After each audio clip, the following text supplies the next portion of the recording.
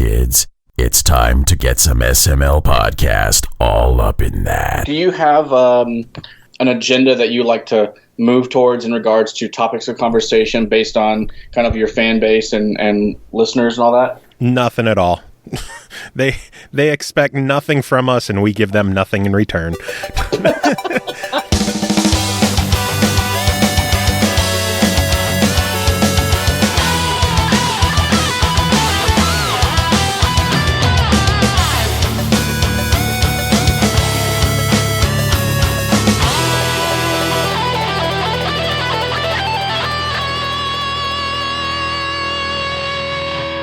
Yes, I know I'm live on Beam. I don't know how Twitch is going, though. So I can't... If I have too many windows open on my computer, it may explode.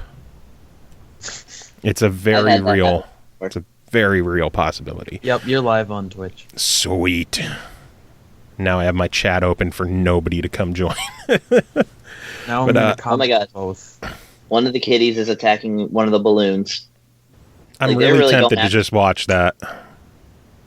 They're really going after the portraits of the candidates more so than anything else, and they have like hells of distractions around.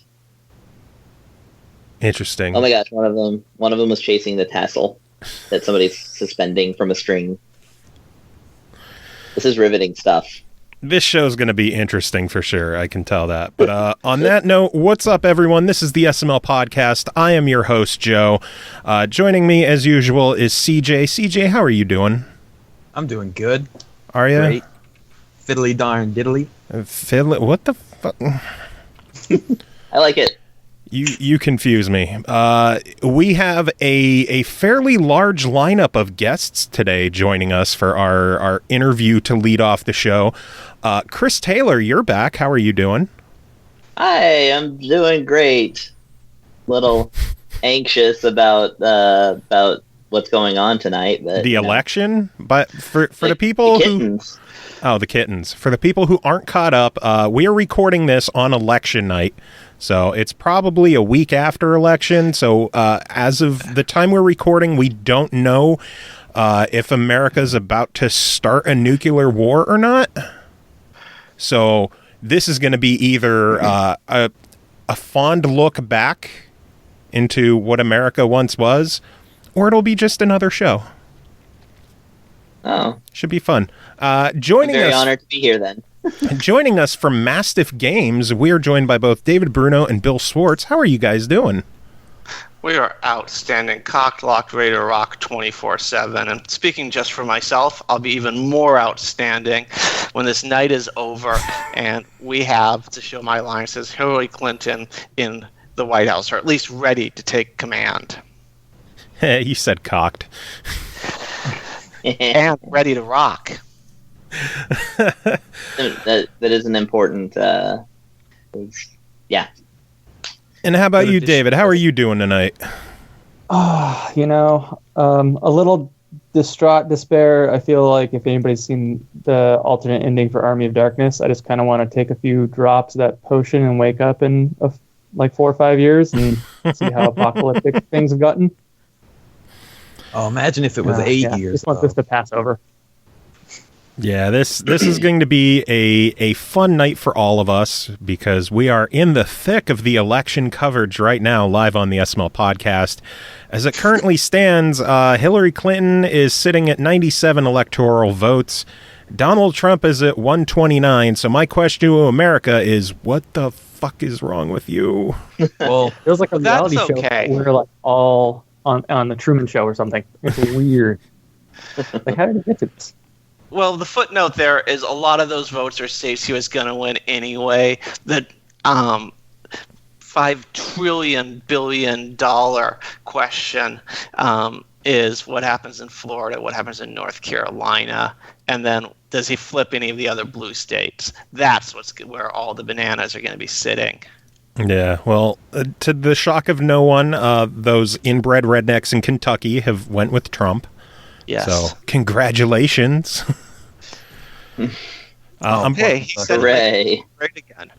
I'm proud to say that as of right now, Pennsylvania, my hometown, is leaning towards Hillary. So My place is leaning towards Trump.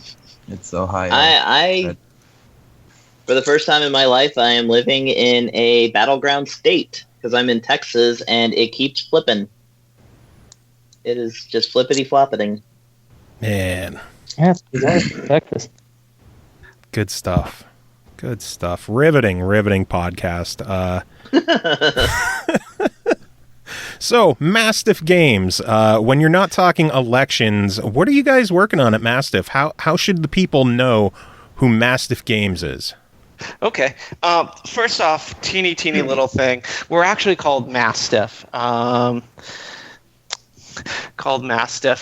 I made the mistake of getting the URL mastiff-games.com because mastiff.com was owned by a group of people that bred Old English Mastiffs, and ever since then I've convinced the world it's called Mastiff, but actually we're Mastiff Games. Actually, we're Mastiff. So, how should the world know Mastiff? And what we're working on are two different things. So, we're a surprisingly old company. I think we've been around now for going on 14 years. Wow. And and I can honestly say we are the smallest of the viable publishers, of the viable Microsoft, Nintendo, Sony, full service, full-fledged publishers. And I would say if you want to know the Mastiff story, we've gone through a couple of different phases. When we first started, we were largely about pickups in Japan, and we did some really good ones that I'm still pretty proud of, like La Pucelle Tactics, if anyone remembers that. Hell yeah, that's sitting on my shelf, actually. Yeah. So we did that. We did Dirt Jockey, which was PS1. It came as a variant of PS1, but it was a construction machine driving simulation that we are still selling on PS1, on PSN Net, but still on PS1. We also did at the very first like year in business, Easter Bunny's Big Adventure, which did not work out so well. I thought it was a good idea, but they can't all be winners. So anyway, we did that for quite a while. We brought over a ton of Japanese products. We also had some budget products. We had the Top Gun license for a long time, for example. And that took us to like sort of 2007, 2008. And I don't know if it's really sort of widely appreciated in hobbyist circles, but the Japanese gaming infrastructure just collapsed, exploded right in there. There are a lot of reasons why. The Japanese economy hit a pretty deep recession. Mobile gaming just took off. But for whatever reason, the Japanese game industry, console game industry anyway, was just decimated. And at the same time it was decimated, the psychology has shifted. It used to be that Japanese publishers, developers were very focused on Japan because the Japanese market was really vibrant. And you could sort of get foreign rights for it just by, promising you wouldn't be a big pain in their asses. You just were like, yeah, can we please publish this in the U.S.? It's like, well, we're really busy. It's okay, just give us the code. We'll take care of it. We'll do a good job. You can check everything. That's it? Yeah. Okay, fine, whatever. Keep the change, kid. That was the attitude. And then as the Japanese industry sort of imploded, suddenly, not only was there a lot less product, but Japanese publishers had come to realize that their only chance of making money was with foreign product or foreign rights, because there was no Japanese market, as I say. So, after a lot of painful wandering around in the dark, answering the waffle iron, Helen Keller style, we finally got into hunting and fishing, and we were tremendously successful doing hunting and fishing titles for a number of years. And this is not games as high art. This is $19.99, maybe $29.99, mostly Wii U, Walmart, Kmart, Target. Really simple, really fun games. Chris mentioned in his review an old title of ours called Deer Drive. And yes. You guys want a diversion? You want to hear the story of Deer Drive? Yes, I do. Sure. Okay, so the Japanese market has collapsed, decimated. We got nothing. And we're like, okay, well, that's great because we're really smart and we're really clever. And so we're going to make this game Moon, which we did. I mean, obviously, there's also a developer involved, who you guys are very well aware of. But we did a big chunk of work Renegade on it. Kid, right? Yes. Well, were they Gamecock at the time? No. Or was that a different thing? Well, so here's the deal. Well, without going into too much inappropriate detail, Gamecock got their first game, the thing that became not Sanatorium. What's it called? Dementia? Whatever it was. Yeah, Dementium the Ward. Got their first game, and I should have bid on it. They came in and made all these incredible promises, and the guys decided to believe them, and so I lost out on that one, which is really unfortunate. But we ended up doing Moon with them, and then Moon was an adventure. And it was, frankly, the idea behind it was let's do a 3D shooting game on 3DS. And with 2020 hindsight, that was a really dumb idea because no 3D shooting game has ever succeeded on 3DS, or excuse me, on DS. That's what it was. Oh wait, yes. Moon. Yes. I think I've actually played that game. I have it. It's a pretty good game. I liked it. Yeah. Yeah, it's a pretty good game, but it was not a pretty good business. But anyway, while we were working on Moon, and because Renegade Kid was shorthanded, we ended up doing a lot of stuff on Moon we weren't supposed to be doing, like level design. It's like, well, we can't be Moon all the time. What else do? We need something else. And it's like, well, we need to do some other project, something doable. I know, we'll do this deer hunting game. And it was kind of obvious that, or at least obvious in retrospect, that the only other deer hunting product out there at the time was Cabela's, and Cabela's had turned into this sort of Microsoft Windows 2003 whatever bloated mess where there was a ton of functionality, but it wasn't accessible. It just wasn't a very elegant design to start with, and had been tweaked every single year for the last 29 years. So it just was difficult to play. I didn't think it was very fun. It was complicated. So we turned back and did Deer Drive, which was basically, so deer hunting meets Space Invaders. It was the world's most simple game, but it was fun. It was a fun game to play, and we took the time to balance it. People just loved it. So we went out with Deer Drive. We went to Walmart, and Walmart was like, you know what? No, we don't think so. Really? So Walmart turned that down? Oh my God! They didn't just turn it down. They kind of laughed at it. It's like, yeah, well, no, we have good games. We don't need that. That is like their prime demographic of customer nationwide. Well, exactly. There's a twist on this, but so Walmart's like, nah. Went to Target, and Target was like, you know what? Nah. Went to GameStop, and GameStop was like, you know what? That's not our customer. Nah. And this kind of went on, except for some reason, Best Buy took it in a small number. And at the time, I should remember the exact number, but I think they took like 450 copies, which even for a modest game is really not enough to be profitable. But they took 450 copies, or 650, whatever it was. It might have been 650. And a little while later, I get my sell-through data, which is the number of units that have been put in the store and then sold through. And if you're in retail, you live and die by sell-through. It's all about sell-through. How quickly does the game turn over? And that tells you, are they going to how they reorder? Do people like it? What's going to happen with the prices? It's all driven by sell-through.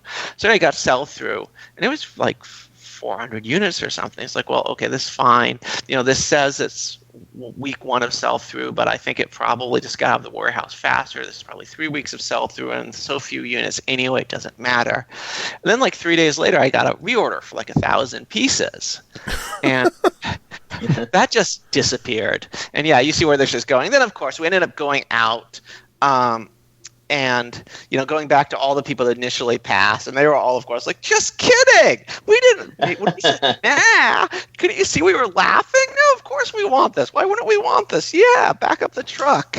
And so, and then after a while, we started working with a now defunct company called Zoo, bundling it with a pretty cool orange rifle. You didn't really need it because, let's face it, the Wiimote was a rifle. Yeah. But it was a fun thing to have, and it did tremendous numbers. So anyway, that was, you sit down at the blackjack table and you just, get blackjack your first time out, and guess what? Suddenly you're a blackjack master. My mission is to now find Deer Drive.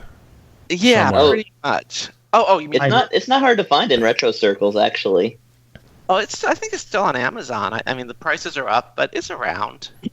I may have to track one down. I'm definitely getting it, and I also want to get those Remington games. Well, exactly, and that's where I'm going next. So since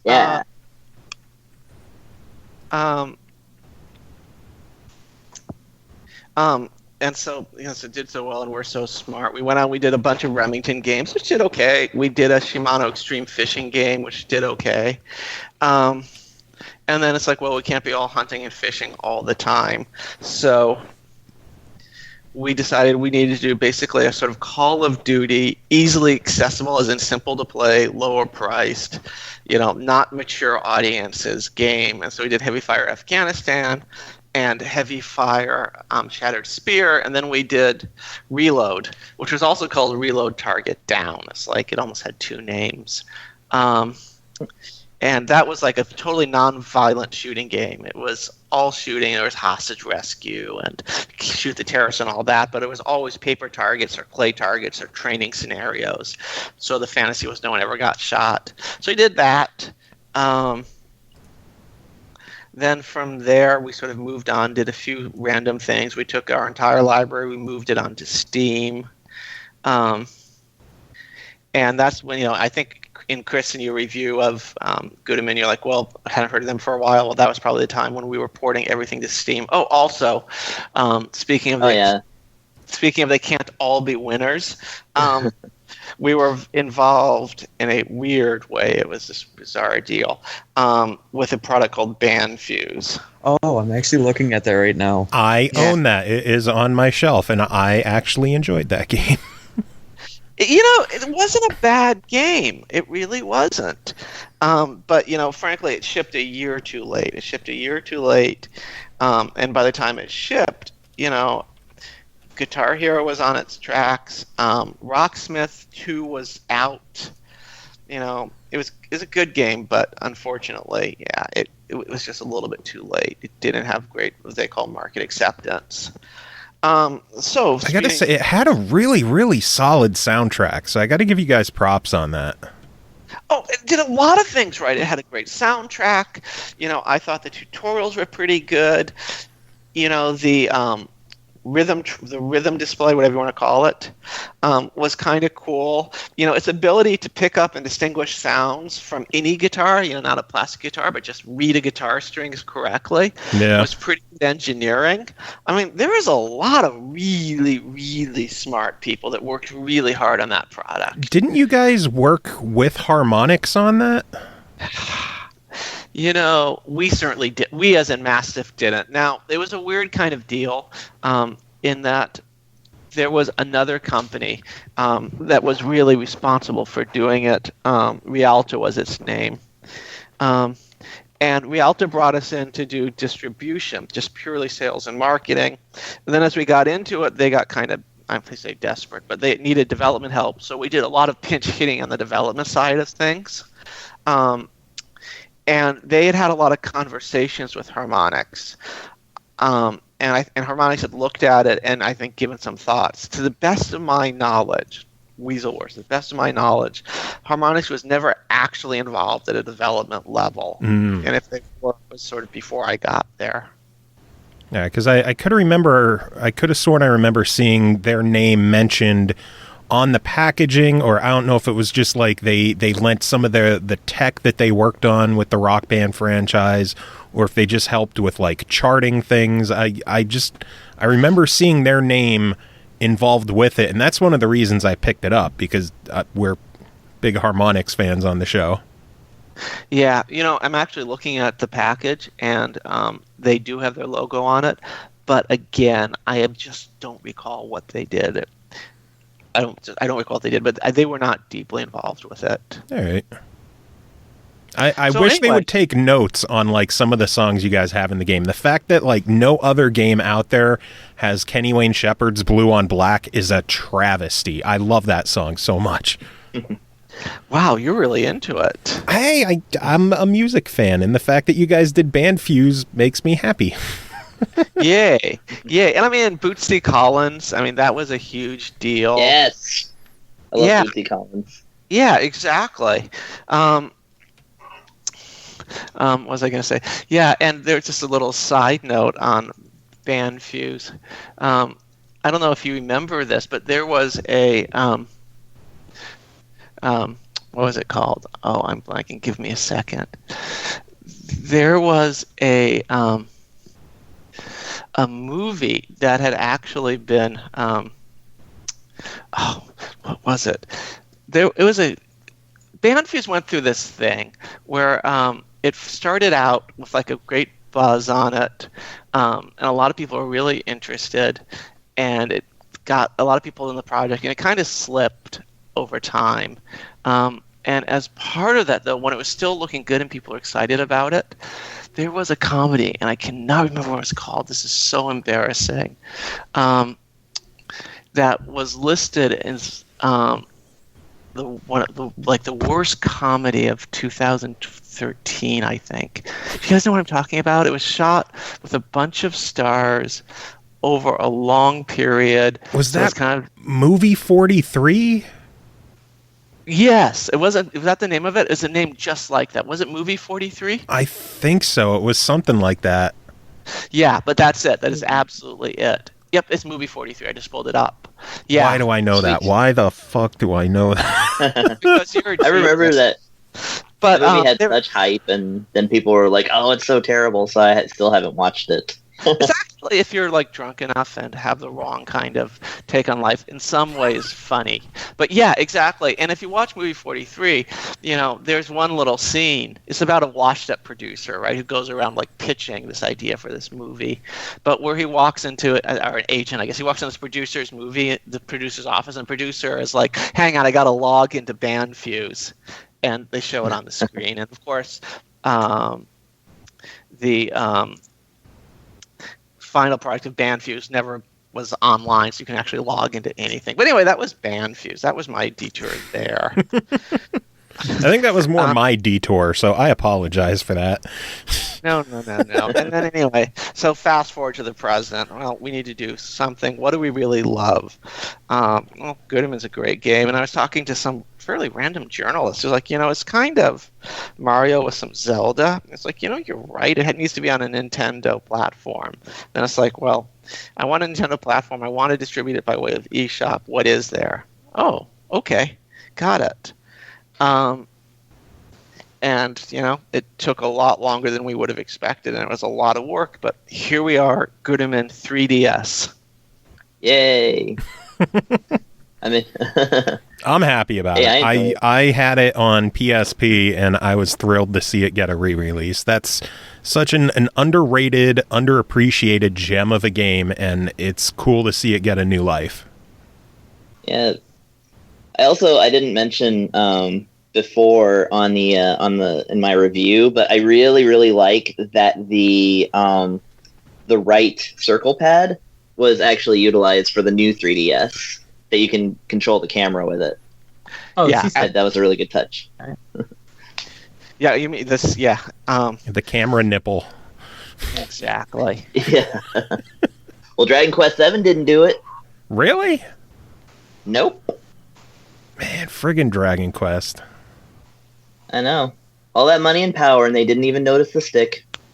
Well, I mean, without, I speak unburdened by any specific knowledge, but I'll tell you, cameras are really, really hard. They just are, and it's just the way it is. That's why I appreciated it so much, because you know it's not always easy in an action game to control the camera with just the shoulder buttons. So, what led to deciding on Gurumin to bring it back? And, like, why was that the game that you went with instead of something like La Pucelle or Gungrave? A couple of reasons. You know, one was the fact that it so lent itself to the Nintendo system. I mean, again, you know, if you've done... I'd love to do Gungrave. I'd love to do La Pucelle. So don't get me wrong. But let's face it, Gurumin really feels like Nintendo. It's definitely got that Nintendo vibe going. Also, you kind of hit on it earlier.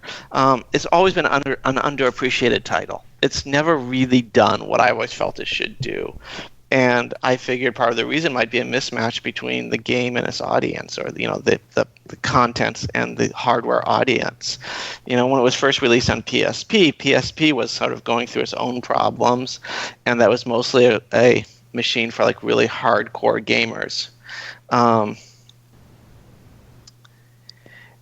And so that was a little disappointing. And then it did okay on Steam, but I think it's actually done pretty well on Steam. But even so, I think it was sort of perceived as primarily a cutesy game, when in fact it is a somewhat cute game that also happens to be, I would argue, a fairly hardcore action RPG.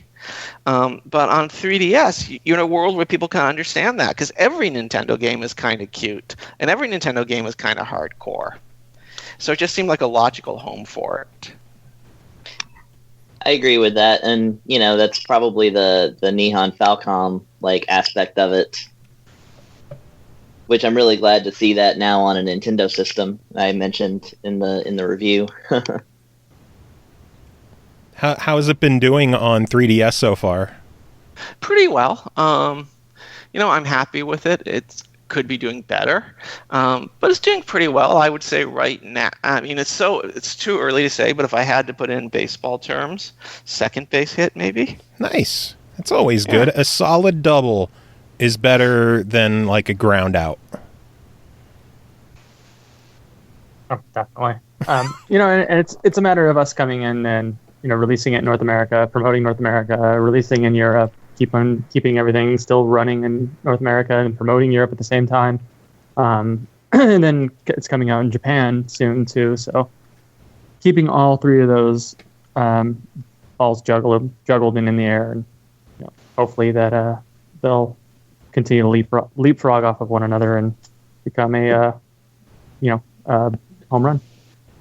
Can you see this making a jump to consoles at all? Either the Wii U or the Switch or PS4, Xbox? Well, I think Wii U is off the table. I mean, Nintendo has announced that they're no longer making them. Xbox, I don't see it. PSN, PS4, that could be interesting. That's something I would love to do if we can make it make sense. I'm sad to hear that Xbox isn't a possible. Well, look, it's not because there's something wrong with it. It's just a matter of our own resources. Mm-hmm.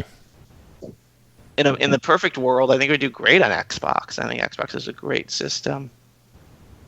No, I'll keep my dreams alive. A game like that, sort of like it seems like a game that you would see like Rare making, like a Grab by the Ghoulies or Banjo-Kazooie. Yeah, it would fit in that kind of same genre on the Xbox platform. I think that could really scratch an itch on console as well, because it doesn't seem like there's too many of those kind of games on consoles, and Xbox in particular. Like you have the Ratchet and Clank games on PS4, but they're Xbox, aside from Rare Replay, hasn't really had anything like that recently. No, you're right. I mean, like I was looking at, I got for some reason I got the Toys R Us big book of like a holiday guide, whatever, in the mail, and I was looking at the video game section and I was like, God, this is sad. When I was a kid and when I was growing up, it was filled with awesome games, and not to say that these games aren't awesome, it's just they don't seem like they're enjoyable or bright, chipper games for kids anymore. It was like I was looking at like Call of Duty and Watch Dogs 2, and I was like, God, these are all serious. Like, is this what kids are asking for these days? It's like they're all M-rated games. It's the answer is yes. That's what kids are asking for. It's like I'm like regressing back to like I want to play bright, chipper, fun games.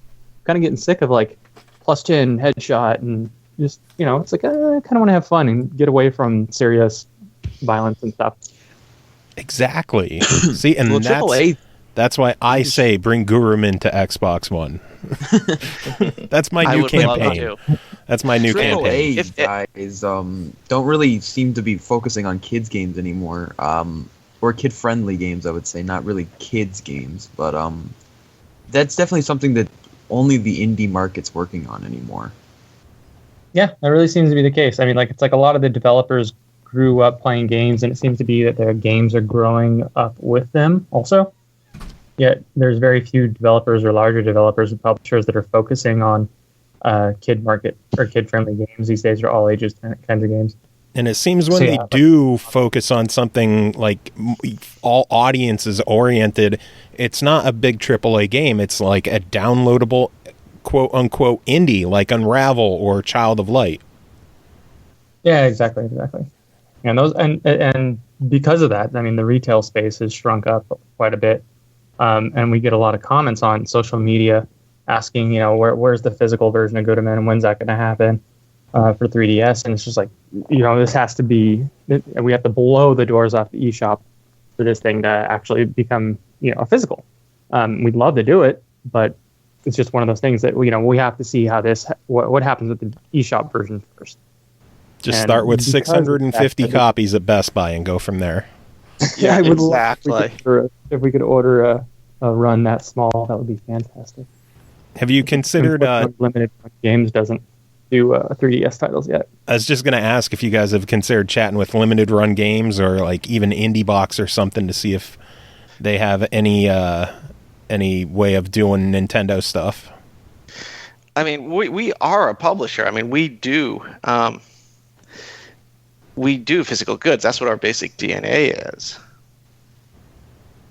No, I mean, I have not talked to them, so I hate to say no, I wouldn't. But, I mean, if it's doable, I think it would be doable by us. Makes sense.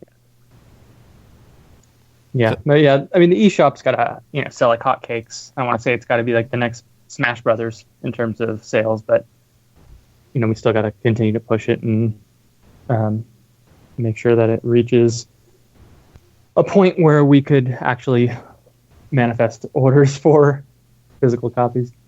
No, I know we gave it a solid recommendation on the show, so hopefully our audiences.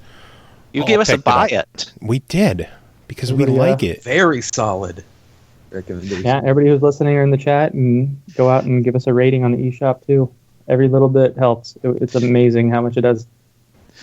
Give us a rating on the eShop, and also, tweet it out, put it on Facebook, say I played it and I loved it. Yeah, people, do it. Don't make me get angry. If I had a 3DS, I would. Okay. Damn it, CJ, buy a goddamn 3DS. I don't have money. They're going to be $99 on Black Friday. Yeah, you Ooh, can Black Friday. I wish I had $99. Well, if you didn't buy Evolve, you'd be a tenth of the way there.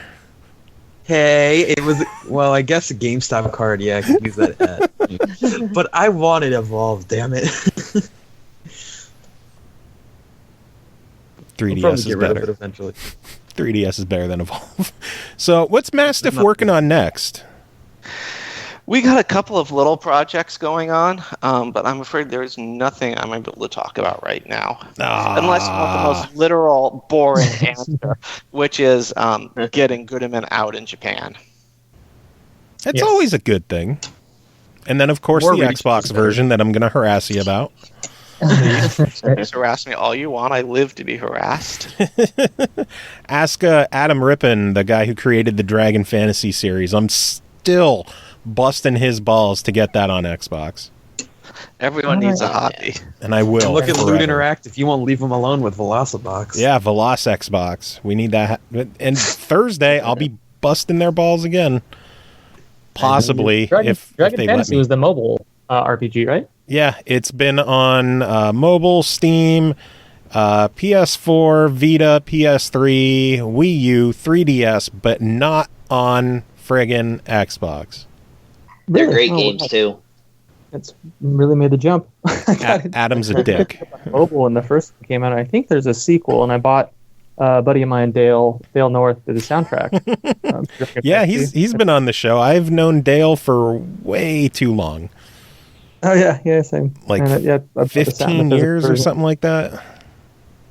Well, see, it's small, incestuous industry, isn't it? I knew him back when he was still fat Dale North. No one remembers those days. That's Dale North, the Corgi King, right? Yes, That is- indeed. Dale North. Yes. He's had so many professions since I've known him, Yeah. and it's good Yeah, to see him back on music. That's for sure. Definitely. Yeah, that's definitely his calling. So can you see Mastiff going back and bringing any other games back to current consoles, or are you thinking more of new properties to do? That's a really good question. I think it's going to be some of each. I think we'll probably, for the immediate future, be doing more pickups and imports. I love doing original games. I think you'll agree. We've done some pretty out there games. Again, going back to Chris's pretty cool review, thank you for remembering Major League Eating, for example. Oh yeah, I really want to track that one down. I actually want to play it. No, I mean it's on the Nintendo. What do they call it? It's not the eShop, whatever the Wii downloadable shop is. Oh yeah, okay. The Wii Yeah, I'll Shop check that channel. out. We just hooked up our Wii U again, so I'll definitely go look for it. And I'll tell you, from a game design perspective, I think it was kind of groundbreaking in that we used the controllers in a way no one else had. It's a fun game. It's basically a rhythm game.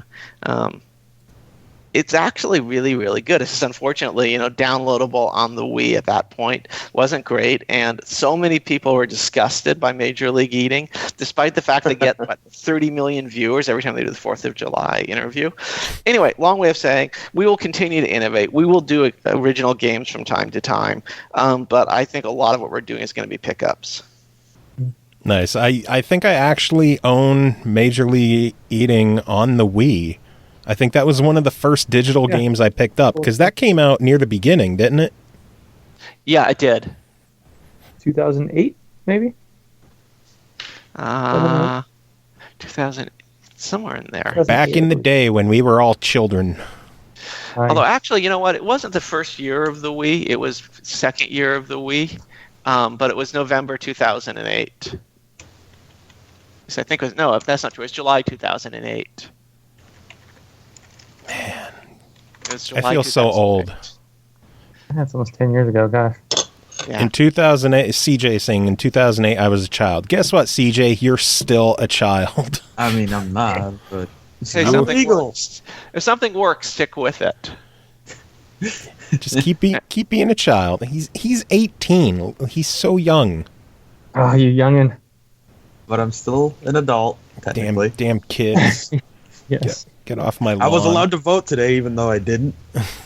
You didn't? No, How I didn't. dare you? Lie. I can't say I blame you. Yeah, I'll let people decide for me. I don't want either one, so. Well, They that one I decide. understand. It is a right. And it's you're not obligated to do so. It's not an obligation, no. Exercise your right not to. End of the day, the way I see it, though, if you don't vote, it's really hard to complain. Well, that's why I'm letting people vote, because either way, it doesn't.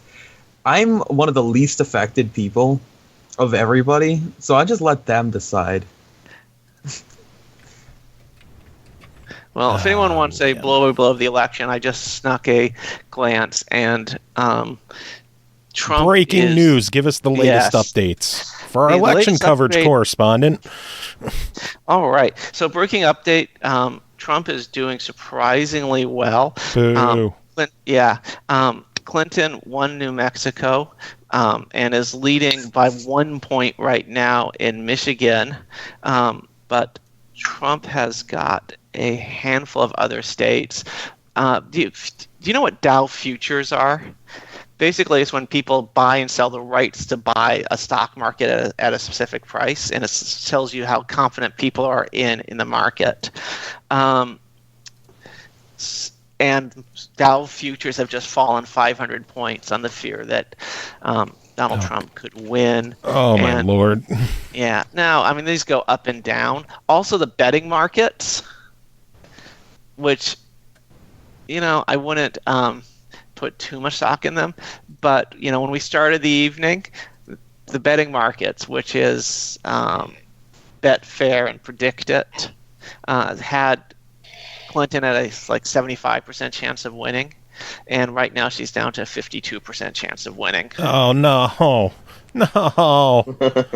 Oh goddamn, no! Yeah. Well, we're hoping this isn't Brexit all over again. Oh my god, this is scary. Well, there's still halfway to go. That's true. More than that, even. And for all this, the odds still favor Clinton, but it's not going to be a clean sweep, and it's going to come down to the wire. Like, do you guys think that just that much of America are racist bigots, or are they just stupid? I don't think it's either. I think there's a couple of things. There's a couple of things going on. I believe that, first of all, a big chunk of America just hates Hillary Clinton. It's just a visual reaction, and they're not voting for Trump. They're voting against Hillary. I think a big chunk of America is really scared. And I think really scared people make really stupid decisions. And, Donald Trump has come in there and promised all of these incredible things. And people are so desperate, they're willing to, take him up on his promises. And on top of that, I think many of these people aren't educated and don't understand, why what he is saying is often physically impossible. It just doesn't make sense.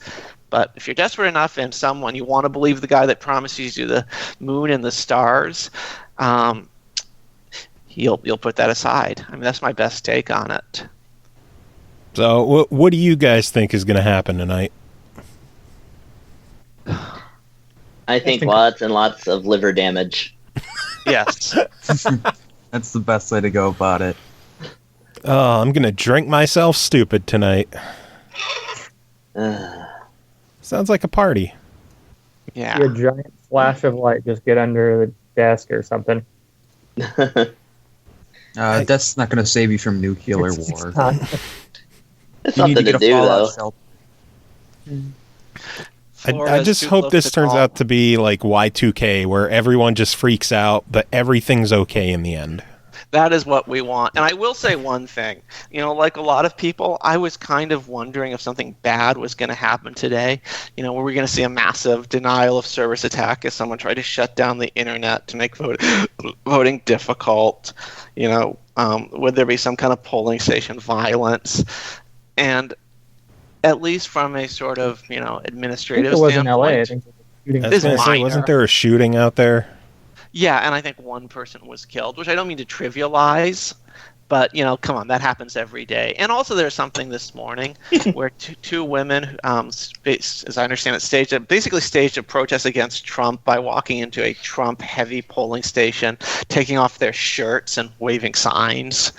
But, none of this stuff is chaos-inducing. This all is, smooth election. So no at least pulse in chat saying 2 dead, 2 injured. Man. Yeah. I wonder why 2 dead, 2 injured, and 2 girls whipping their titties out, and I missed all of it. And the funny thing is, I don't vote. Damn this election! Damn it! Well, I mean, yeah, two dead, 2 injured, and 2 topless girls. Sounds like a fairly slow night in any downtown district in any medium-sized city in America. Yeah, true. That's just like one alley in New York. Yeah, exactly. 1 block in Chicago. Ah, man. So, what are you guys playing? Like, what kind of games are you playing right now? Let's get off of the election stuff and try to focus on the good of the world again, video games. The only true good. I just realized how abrupt that transition was. I can't transition, by the way. I don't know how. Here's a transition for you. Did you know that there was a Japanese-only Famicom game that came out based on the 1988 U.S. presidential election? What? Really? Yeah, the Bush Sr. versus Michael Dukakis election. And it only came out in Japan. That's incredible. That's fucking weird. Yeah. I'm trying to find the title of it right now. America Daitorio Senkyo. Yeah. Which just means American presidential election. They have a very Sugoi Desu looking Dukakis, I think. Let me. I'll punch in the title. You guys can Google it yourself into the chat here. That's incredible. That reminds me. Did you guys see the news that Super Nintendo Socks the Cat game was on Kickstarter to be brought back and released physically? Yeah, I feel. Isn't that guy like asking like for $50 just for a download copy? I don't know. I didn't look at all the details, but I saw it was on there. Yeah, I want to play Socks the Cat, but I don't want to pay $50 for it. That is a lot of money. Because, I mean, even though we may have a Clinton in the White House, going forward, that cat is long dead. Mhm. What was it, like 2008 the cat died? Something like that? I don't know. Oh, they had information about it on Kickstarter, which I think the Kickstarter's over, so it doesn't even matter now anyway. But Is it yeah, over the only like it president- got paid, or over like it expired? I think it just ended. I don't know. I'll look it up. Sucks the Cat Kickstarter. So yeah, I think the best video game that stars U.S. presidents, is Metal Wolf Chaos on the Xbox. My God, you guys know like your old classic games. That's because we're old. Yeah, and also Metal Wolf Chaos is the most badass thing ever. Why have I heard of that recently? Did you guys talk about that on a previous episode? We did. I've heard it. Yeah. Okay. I was like, God, that sounds really familiar.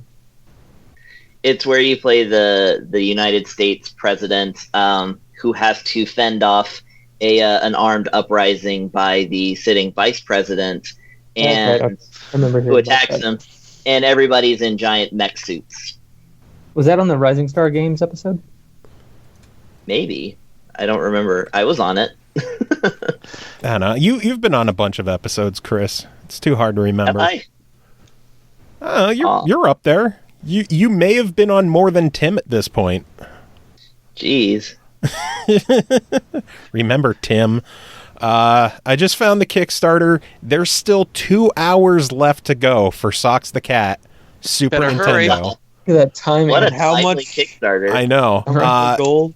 A digital copy is $20, a physical copy is $40, and a complete in-box is $75. Well, as a gamer, I gotta say it has to be better than Mighty Number 9.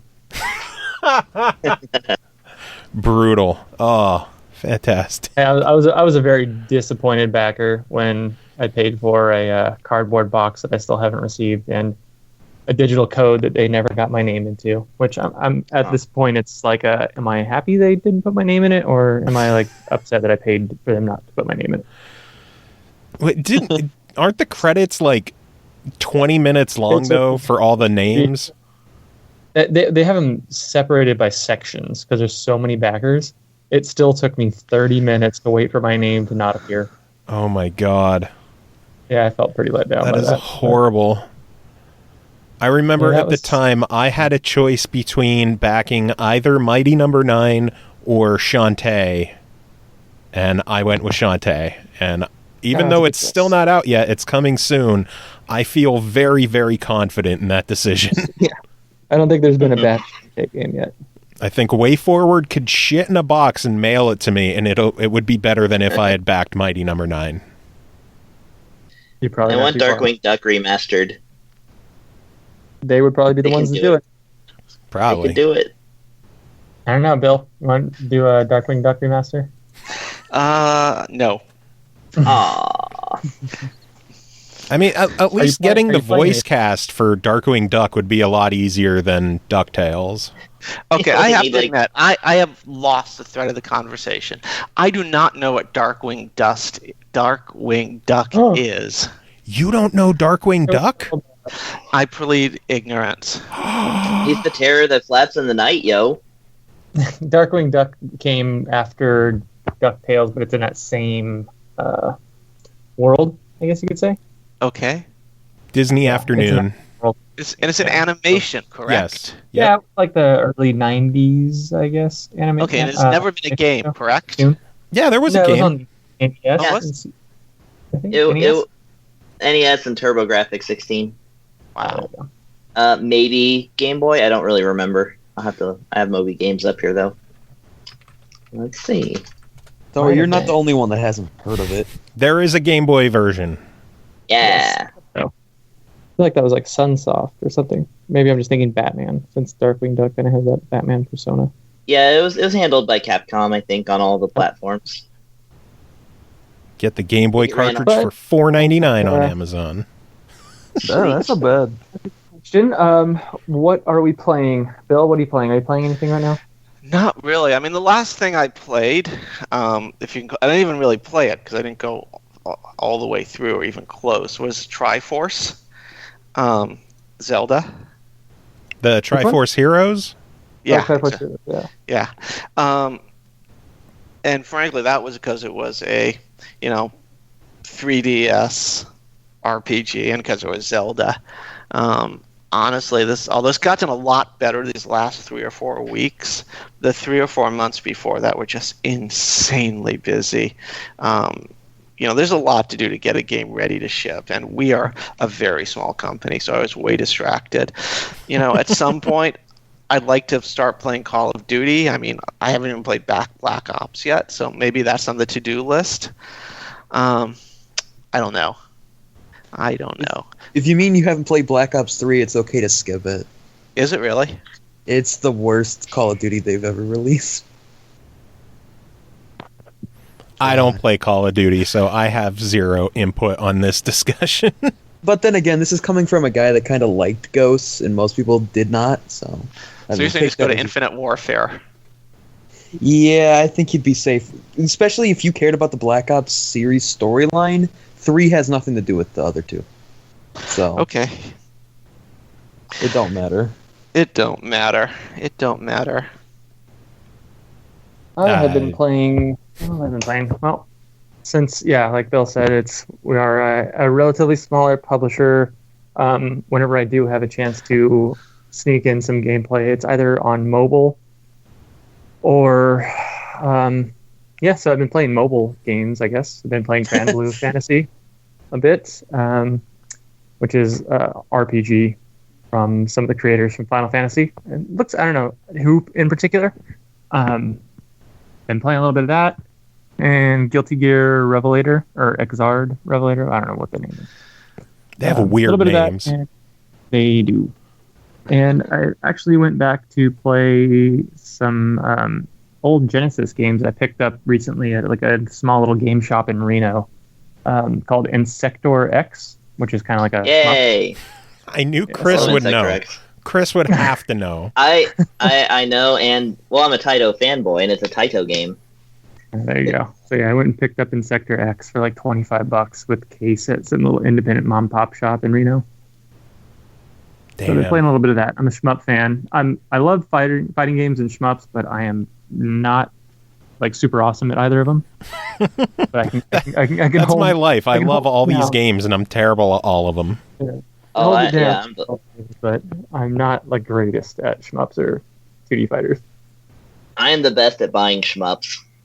I cannot. Yeah, I'm not very good at playing. Yeah, I'm kind of the same way. One credit clear is not my thing, but enjoying them, I'm okay with that. Always good. Always good.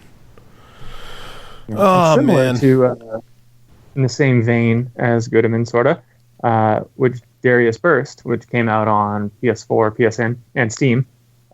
They came out as digital only, and I've been using this kind of same reference to Gurumin for the people who've been asking for physicals, if it's possible, if something like that's going to happen.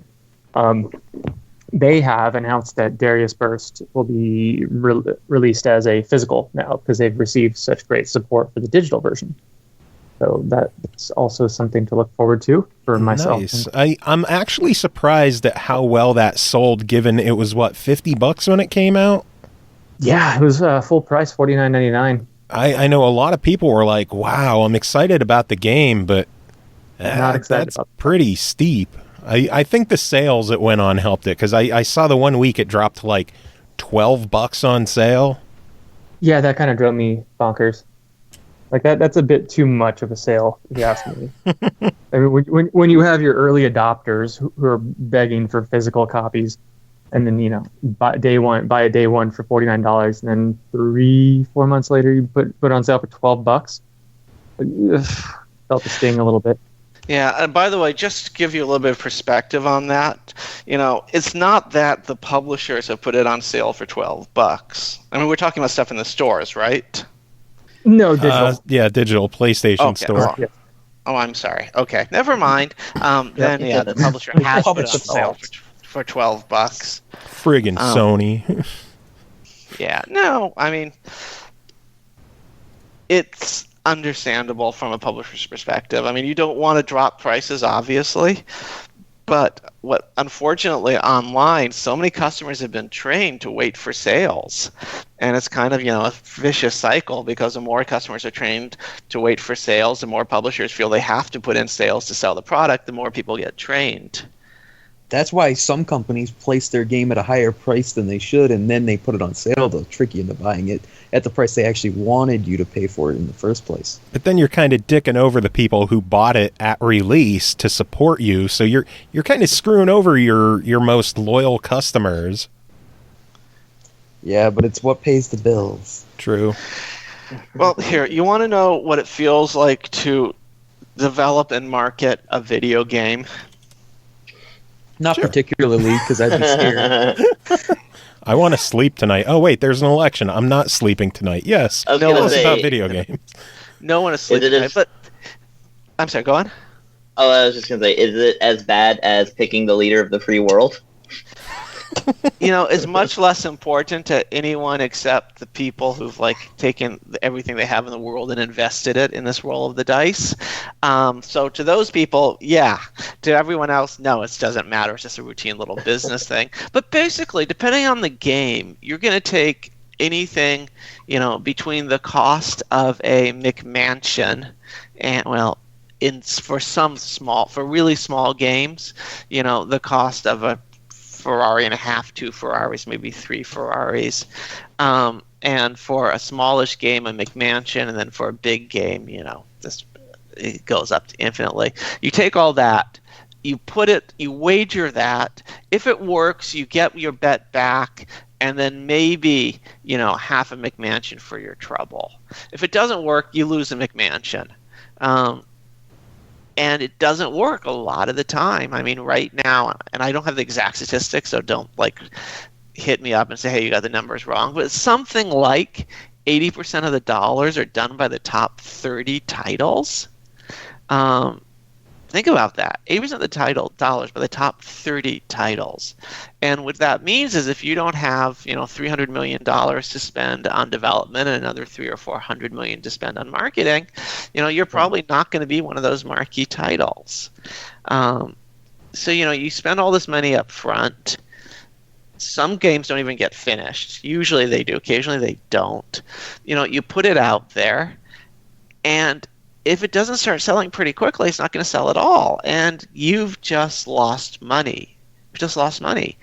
And the other thing about being in video games as opposed to being in a non-entertainment kind of business, especially compared to the commodity business, is it's all market. It's not even normally market driven. It's a matter of taste.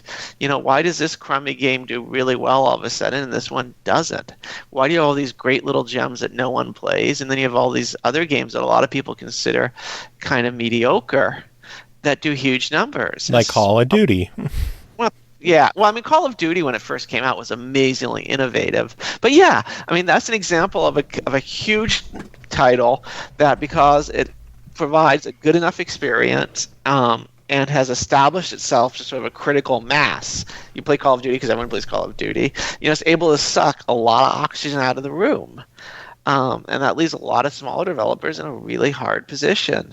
So, when you say, why do they put it up at, $29.99 and then immediately cut the price to $12 online and screwing over their fans, the answer is yeah. And that kind of sounds panicky and bad to me. And there is the reason people are in this business. There's a huge upside. I mean, it is a business where if you've got a big enough hit, you can do infinitely well.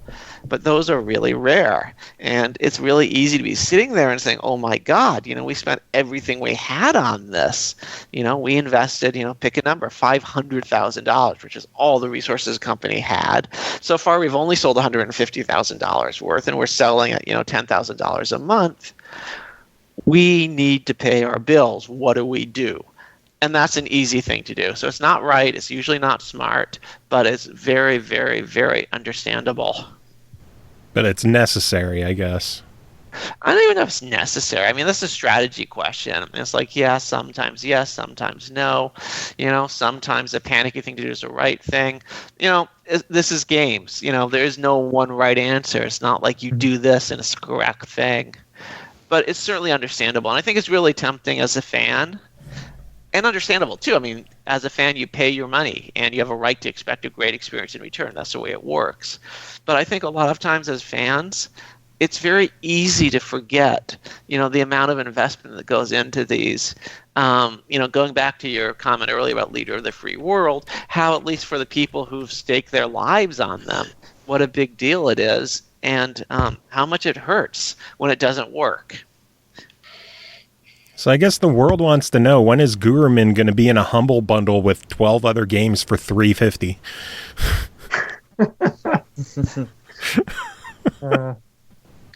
There's already like not like we haven't seen 3DS games there before. Yeah. Capcom's done it.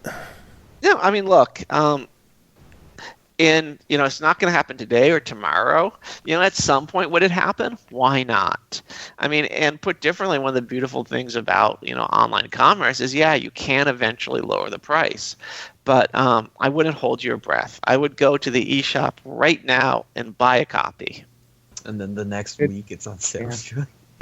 It is quite a lot of game for $14.99, and that is definitely one of the things that I've seen echoed across almost every review. It's a lot of game for $15, which, I mean, speaking purely as a gamer, it is. That's like a game I would have paid back in the day, like $49 for myself.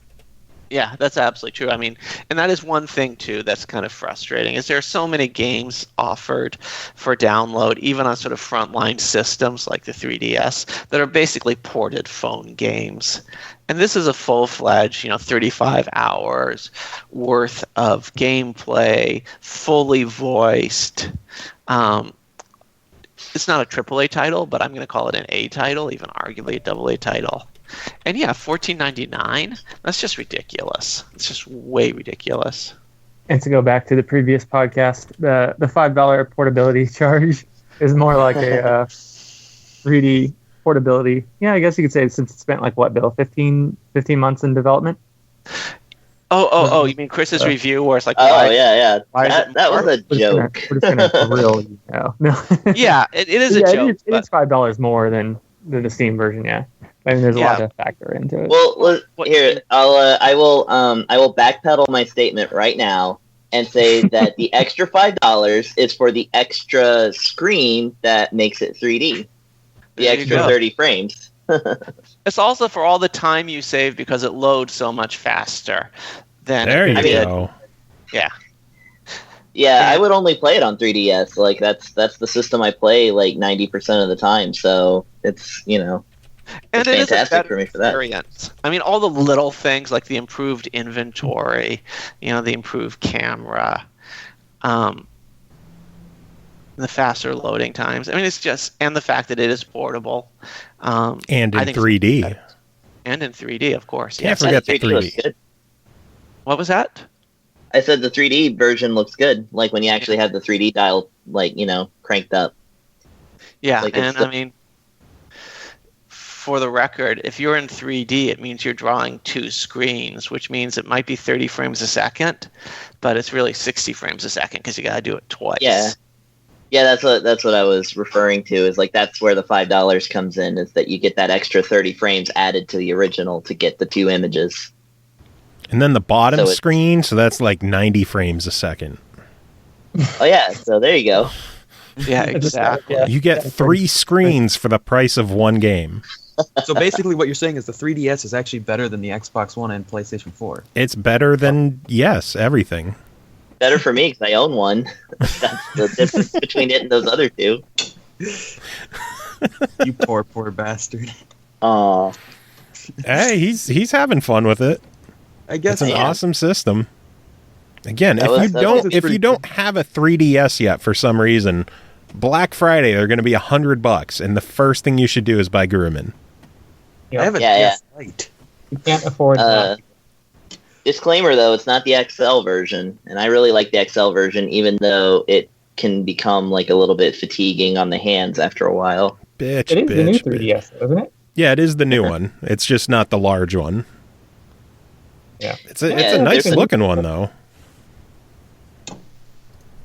I like the design on it. It's a black and a white one. I think they have some etching on it, like Mario Brothers etching or something.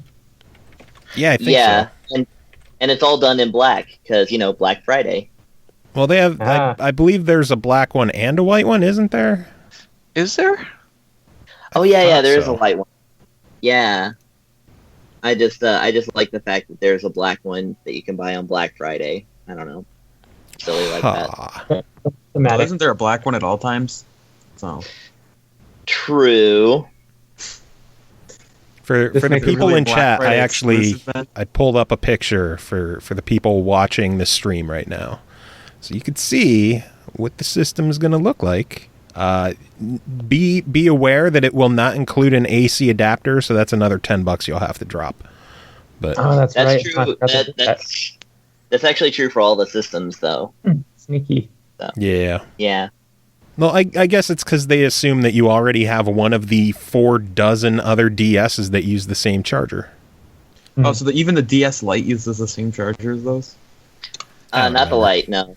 Fucking why? Of course, I own the one that doesn't.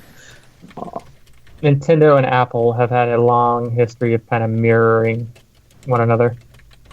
So what you're saying is they're going to get rid of the headphone jack next. That's up next. Oh God! Oh no. Well, I don't Well, see they- why that's such a bad thing myself. Technically, they already did that. What Game Boy was it that dropped the headset? The Game Boy Advance SP. Yeah.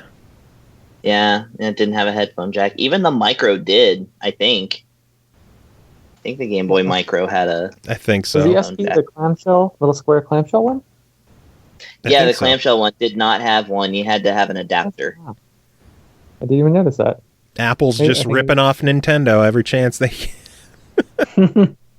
Yeah, the Game Boy Micro, which is like the smallest, little, tiniest had game system ever, actually had a headphone jack. Yeah, I have the Famicom micro.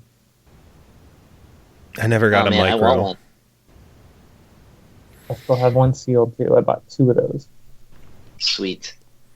But I gotta have had that. a lot of weird games, like just I sold on eBay. I had a copy of Star Fox Super Weekend. I sold on eBay. I just got rid of Nice.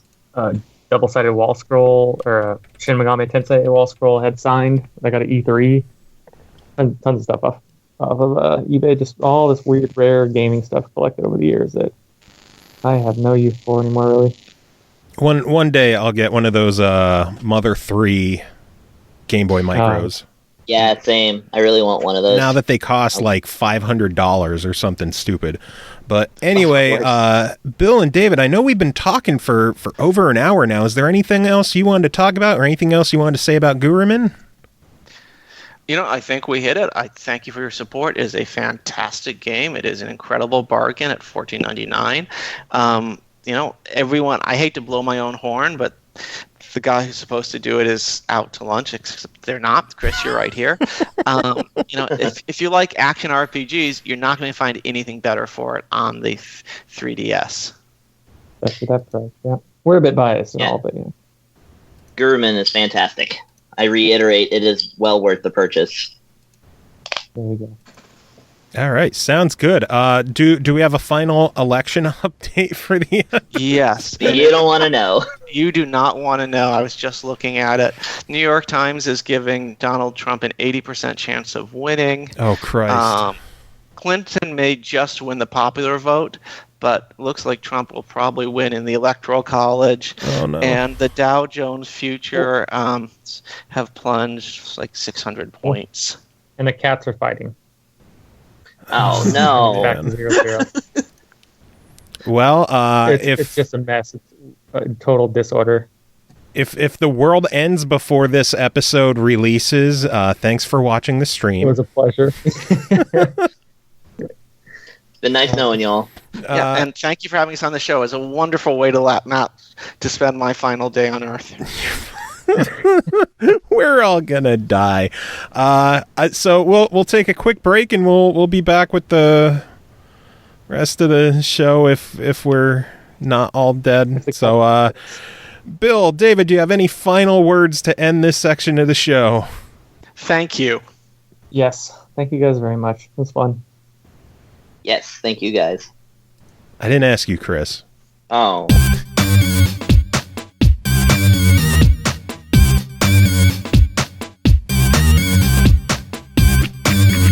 Do it. Do it. Do it.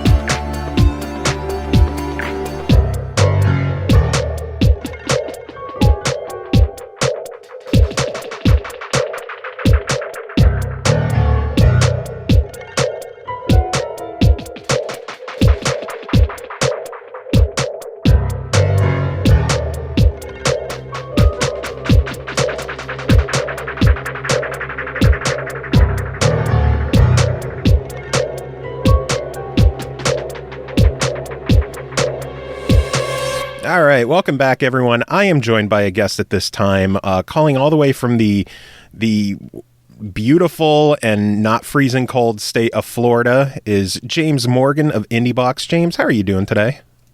Man, it's so warm and just perfect. The sun kisses you when you walk outside. It is probably the perfect day. I'm so sorry to hear that it's freezing cold there where you're at. It's really unfortunate. Are you trying to see if we could start a fist fight over a Skype call? It's so warm here, and there's girls in bikinis right outside my office right now, and I'm staring at a cat. So that's right off the bat, first 5 minutes, fisticuffs. Fuck you! No. We're gonna throw down right now. So for the people who don't know what IndieBox is, tell us what IndieBox is, what IndieBox does, and all that fun stuff. Okay, well, I mean, the short version is that IndieBox is a subscription box, sort of like 1UP or Loot Crate, where people that love playing indie games or video games in general would subscribe to our site, and they would then get a box in the mail that is a collector's edition video game. That is completely made by us, and it is for games that you would never see on store shelves. You know, games that in Walmart and things like that are basically like, you know, your Halos and your Call of Duties, your AAA titles that have big publishers behind them. And the term IndieBox comes from the nature of the games that we work with, which are indie, which mean independently developed, free of publishers, or mostly smaller teams, 1 to 3 man, things like that. And so we work with them to create merchandise for their intellectual properties that they're working on or have finished. And so each month you're going to get a full collector's edition box in the mail. That box is like the big PC boxes that that are from the old days, as we like to call them. And you also get the game on disc, DRM free for Windows, Mac, and Linux. You also get the soundtrack CD, so you can pop it in your car or your favorite home stereo system. And then we do full color manuals with the notes section in the back, just like now, for our younger audience, what is a manual? Oh God! So a manual.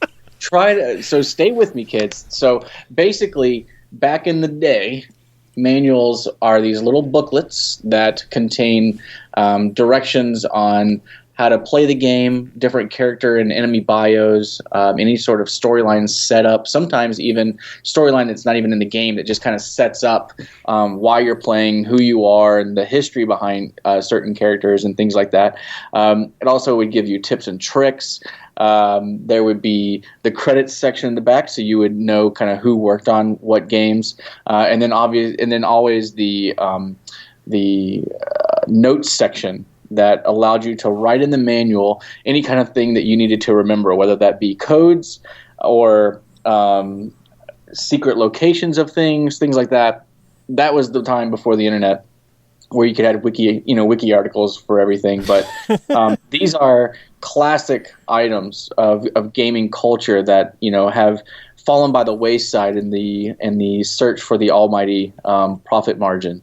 And so you've got those things inside the box, but then we go a step further and really crush your nostalgia glasses to where we throw in collectibles as well. And collectibles can mean a lot of different things. They can mean plushes. They can mean figures of different characters or enemies. We've done replica items. We've done some really off-the-wall stuff like a fully functioning office tie for the Stanley Parable. We have done some really great and crazy things over the years. And so that at the heart of IndieBox, that's what we do. We work with indie developers to create really cool collector's edition games. Which I love, because for people who listen to our show frequently, they know that I have way too much collector edition shit in my house. And, like way too much. Like way too much. But yeah, I've always known about IndieBox, but I never really looked into it too much, mainly because I'm a console guy, not much of a PC gamer. But my co-host and I, on one of the episodes, we were just chatting about like all the different crap that I have in my house, and he brought up my my giant statue for Brutal Legend.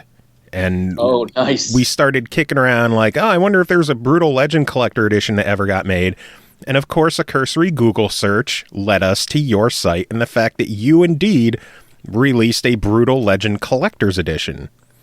That's true. And I guess to kind of add not an apostrophe. What is the asterisk? An asterisk to that. Thank you. See, we're improving our relationship from our initial fisticuffs already. Indeed.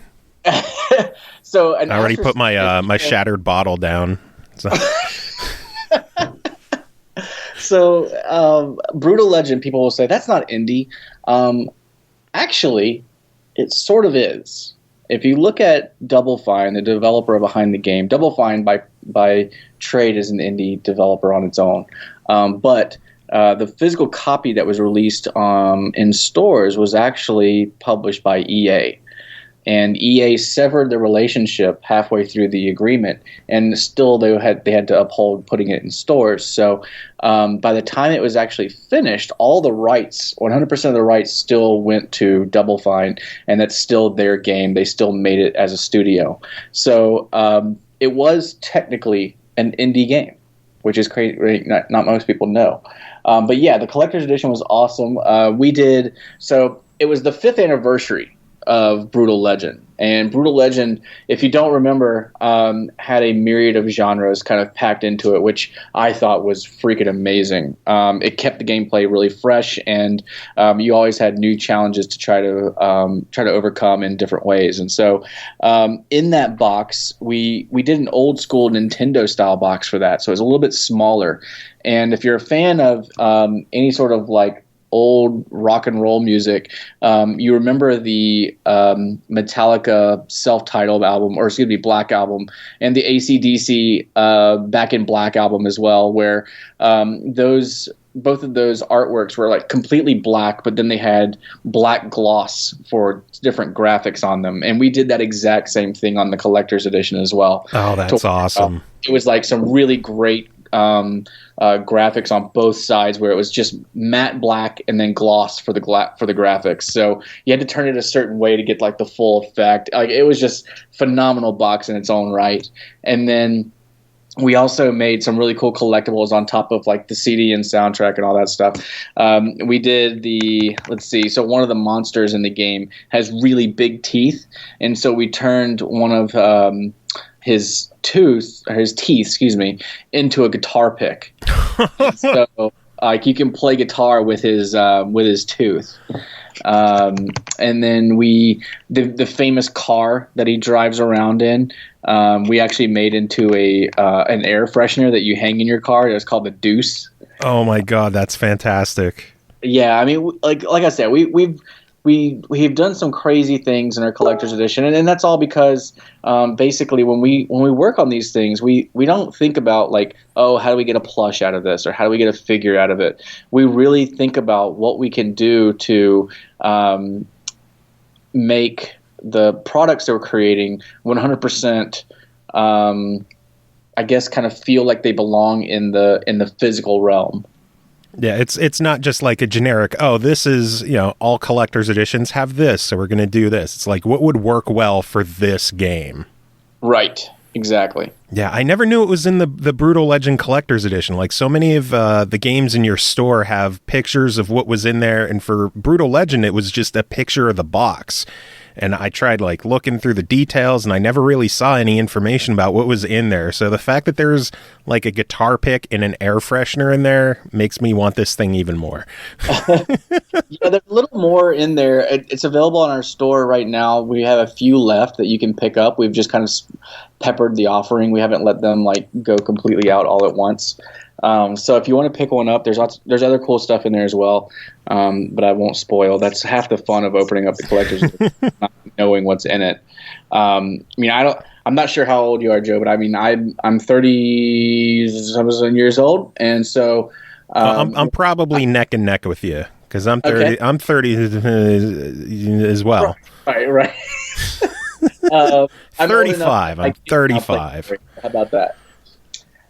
So I remember when growing up, the original Nintendo came out, and I remember when Sega Genesis came out and the Super Nintendo and all those types of things, and going to the stores and picking up the boxes and looking at them, or going to Toys R Us and they had those like plastic flaps that hang down. With the cards that you take up to the front. Yeah.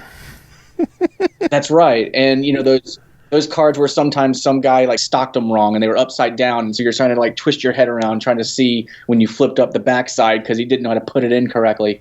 Like, that guy was a dick.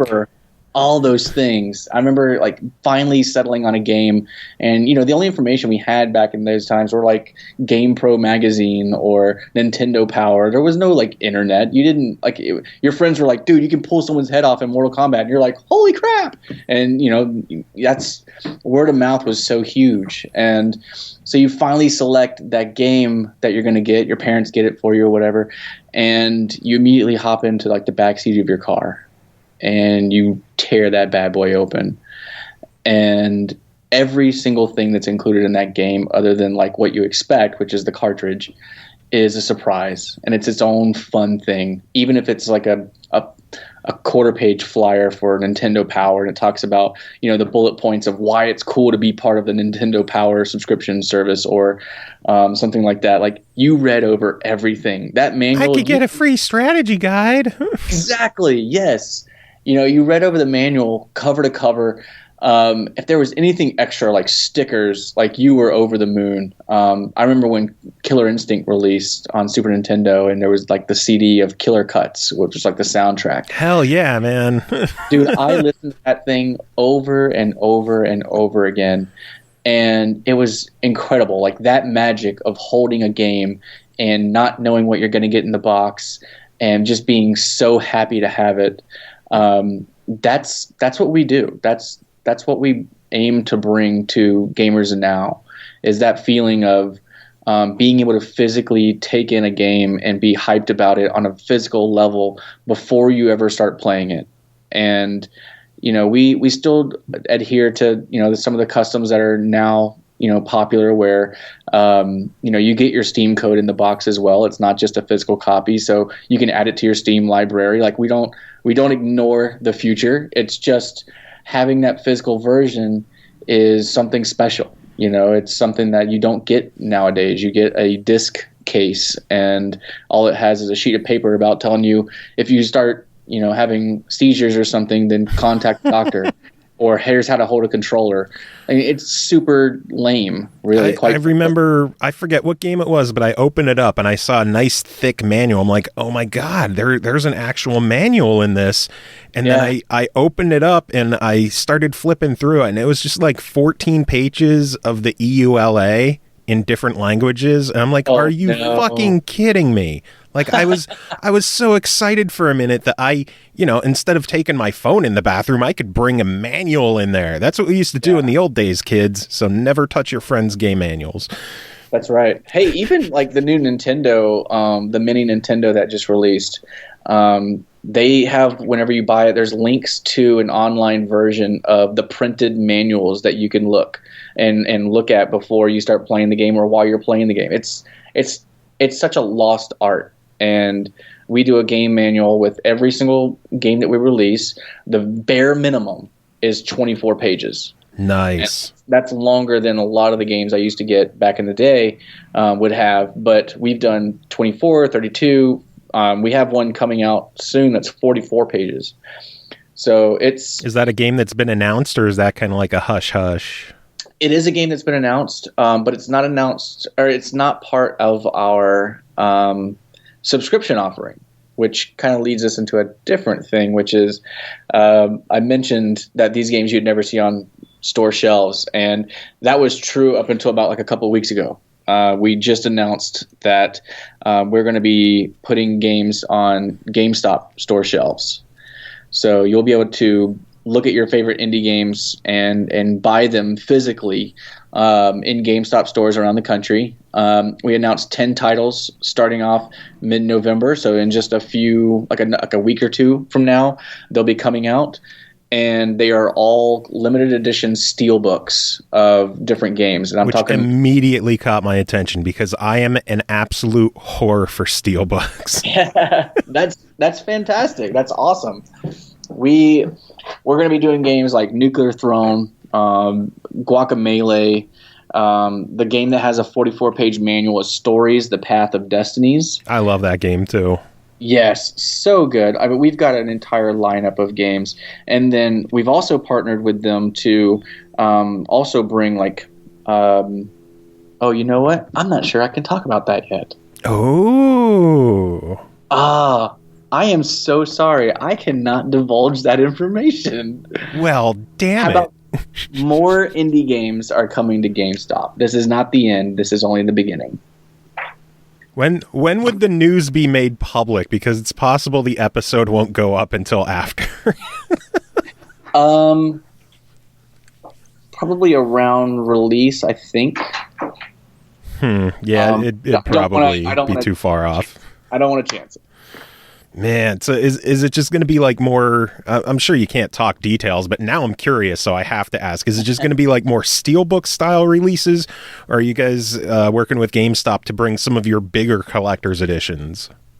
A little bit less than that. We're trying, so IndieBox exists because, and I promise I'll get to the point here, IndieBox exists because I was a game developer in my previous life, and all of my games that I made, whether it be with teams or just a couple people, none of them really saw like this crazy light of day, and never saw critical or success on that level that I wanted. And it was not until I took a break from the industry for about a year and went into banking software that I realized how much I missed the game industry, number one, and number two, that there has to be another way for people to make it in the games industry besides just like striving for that one big hit from a Steam sale or something like that. And so we actually aim as a company to bring as many indie titles to light as possible. And that is kind of the core vision that we have for the company. So when I say that, we're not necessarily doing collector's editions inside GameStop stores as of right now, but more indie games will be featured in stores. I'll say that. Nice. I'm eager to see what else. Are you guys only going to be doing PC stuff, or is there any shot that you guys might partner up for like Nintendo, Sony, Xbox, stuff like that? We've done some partnership with developers that have worked on Sony titles before, like Brian Provinciano with the game Retro City Rampage. We've helped on his distribution and fulfillment side. Developers can pretty much I think work with Sony themselves, I believe. I'm not sure how accessible it is, but that's something I've heard. But we would love to do things like that with the different console publishers. We're just waiting for the right time to I guess work on that and in the right ways. We're really good friends with the guys over at Limited Run who do indie PS4 titles, and they're doing a great job. I mean, they're just killing it, and we want to see them continue to succeed as well. And so, we're not really looking to try to compete with them or anything like that.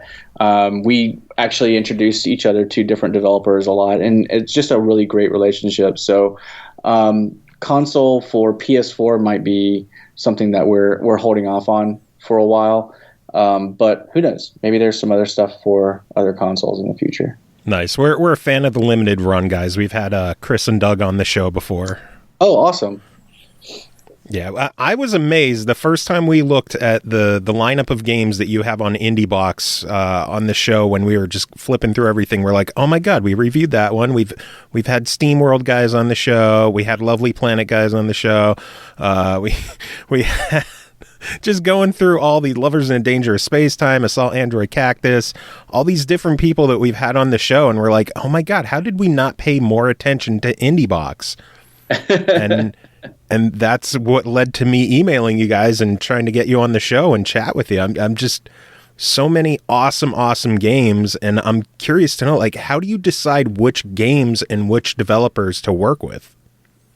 Well, we have a few like hard criteria that we work around. The first one is that we support Windows, Mac, and Linux. So if the game doesn't support Windows, Mac, and Linux, then it's something that we can't work with, unfortunately, for the subscription box. We also look for DRM-free version of the game. A lot of gamers really like the fact that they can get a DRM-free version and not be tied to a system. About 25% of our audience is using our DRM-free versions. So we make sure that those two criteria are met, and then we look at the kind of more loose criteria. This is how does it. How do the fans respond to it in regards to like ratings on Steam or things like that? What's the community like? Is there a demand for the game? Does the community really rally behind different initiatives that the developer does? Would it be a good fit for physical products? There are some games that, there's just not a lot of things you can do physically with it.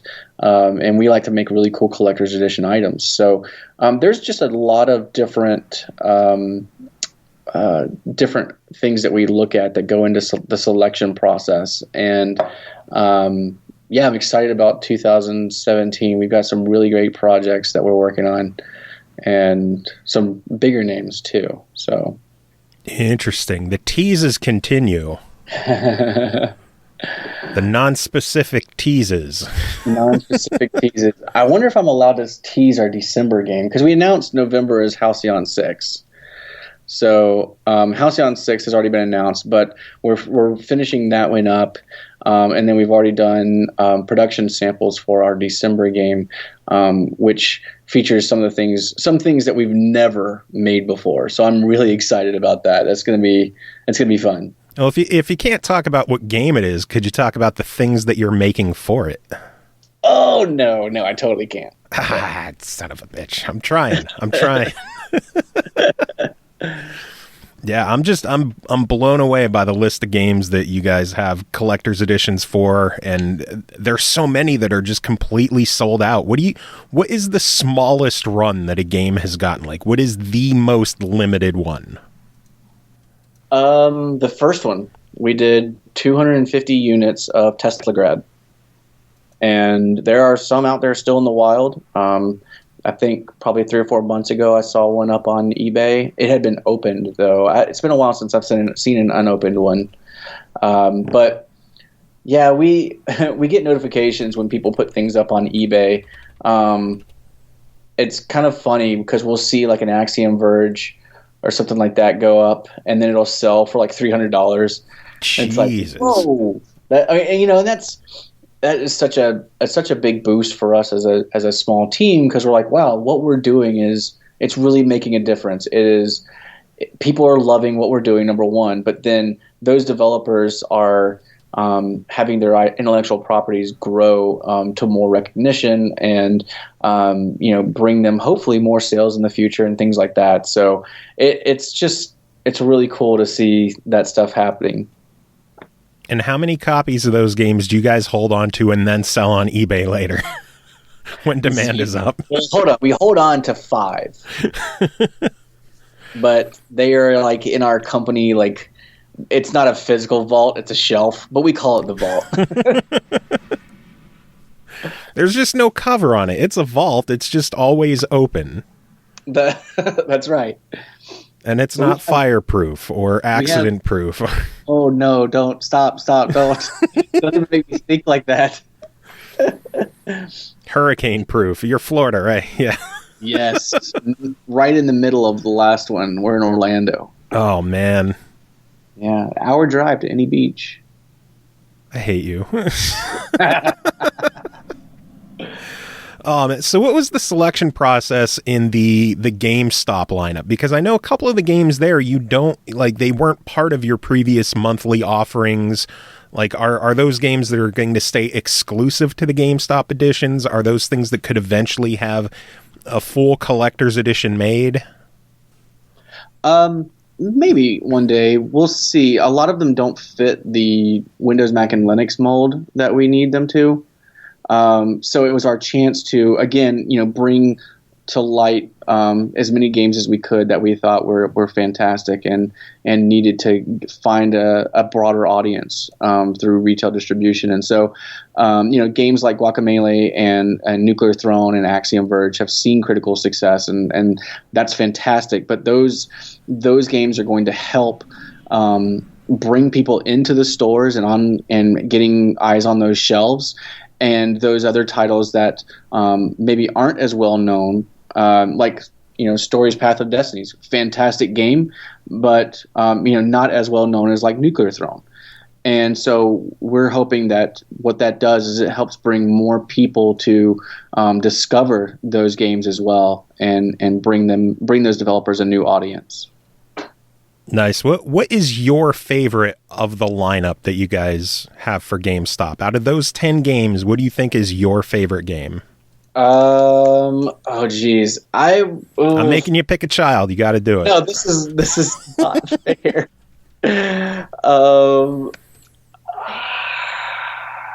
Or I'll try to make it easier. Which one do you hope gets like that extra attention? Which one do you think is most deserving of the extra eyes on it?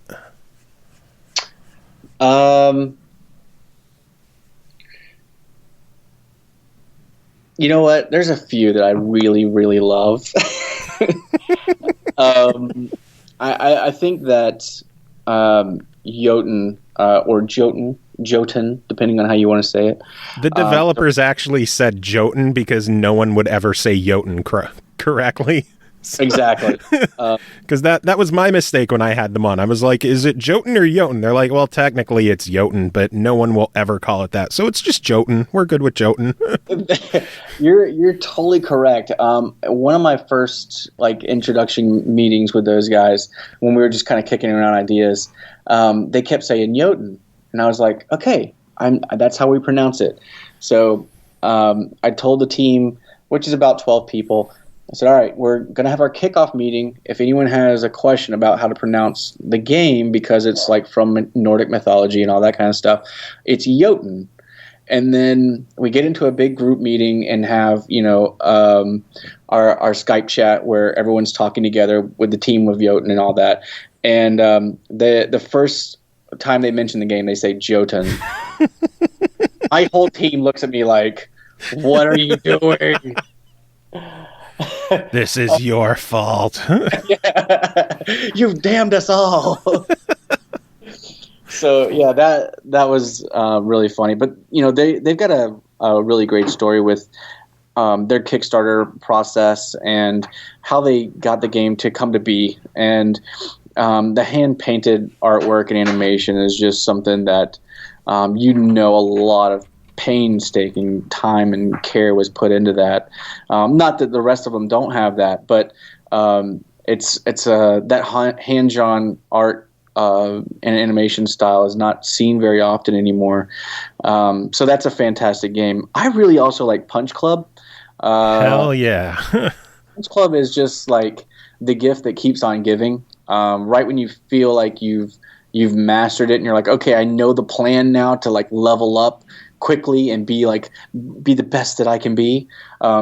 You then have to start balancing mechanics and things like that, and it becomes a whole lot harder. So to me, that was a great challenge, and they've continued releasing content for it. They've just announced the sequel, Punch Club 2. Yeah, and they also announced easy mode for the first Punch Club, which takes away the stat decay. Yes. So, there's a lot of great games in there. Chariot is an amazing 2-player game. I definitely recommend doing couch co-op with that. There's speed running modes where they do challenges within the game. The developers are still doing that. There's just all kinds of great things about every single one of these games that if you asked me to pick one, if I was going in the store and buying one, I just couldn't. They're all pretty. They're all so pretty. It's just great. I'm looking at the lineup and I'm just trying to figure out which ones can I afford, and I'm just well, I need all of them, really. I need the whole lineup. You do. Because they're going to look amazing on that shelf, man. They are. And I'm not even a PC gamer. What the hell is my problem? And half of these games I already have Steam keys for, so I don't need them. But I kind of need them. Yeah, Steelbooks. Who doesn't need more Steelbooks in their life? I know, and that Stories one. I think if I have to pick just one, I might have to go with Stories, just because I don't know. It needs more attention. It's an awesome game. It's a gorgeous looking Steelbook. But then there's Rogue Legacy. That one, God damn it. That Stories has that 44-page manual, man. See, you're already getting more value. Yeah, seriously. And the soundtrack. Each Steelbook is a double disc set. Exactly. You get the soundtrack and the game and a Steam code. And an art print. Yeah. Come on, people. They're $20 each. Don't be a cheap bastard. It's a really great deal, actually. It's $5 more than buying it on Steam. Come on. How are you guys making money, by the way? We're not. We're totally not. I'm working out of a rented out garage at this point. Makes sense. That's not true. We're doing a lot of different things. Our subscription box is our primary business model, but we get to work with a lot of great developers that want physical products, whether that be games or plushes or figures or things like that. Or when developers have successful Kickstarters, we help do not only the production of the items that need to have made, but then we also handle all the warehousing and fulfillment of everything. So we offer a lot of functionality for developers to have a physical presence for their IPs, and so it's afforded us to do a lot of great things and make cool things as well. And then even for people who missed out on some of the collector's editions, you have some of the old ones still available, and then you have just an indie merch section, which I'm flipping through, and I'm like, I need that, like the Crypt of the Necrodancer plush. Dude, that thing's awesome. Or Dr. Hopsy, or the Axiom Verge. Like, I need all of this stuff, and I am poor. Okay, the Crypt of the Necrodancer plush, the singing shopkeeper. Are you ready for this? Yes. Are you ready? Oh, no.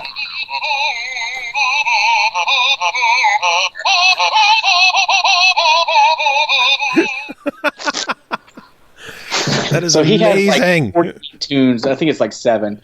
But he sings like so many different songs when you squeeze him. It's fantastic. I think you just convinced me that that's got to be like the top of my priority list. Oh, man. Support indie developers. That's why we're here. Yeah, and like so many of my friends worked on the music for that game as well, because Danny B did the main soundtrack, and then like A Rival and Vert did the bonus soundtracks for it. I've known those guys for years, and now I just got to like buy all this stuff. Did you see when they won like the Game Developer Awards thing and they brought the plush up on stage and played it on the mic? Oh my God, no, I didn't. Oh, that was so cool. Our whole team was like freaking pumped. That was amazing. I just need to do a shopping spree of your website. The fidget plush. I mean, come on. And then my wife would probably love the socks pack, the indie socks. Oh yeah, that started out as like an April Fool's joke. We're like, what rhymes with box that would like not fit for indie games whatsoever? And someone was like, indie socks, and we're like, oh my God, now we have to make them. Like, that's such a good idea.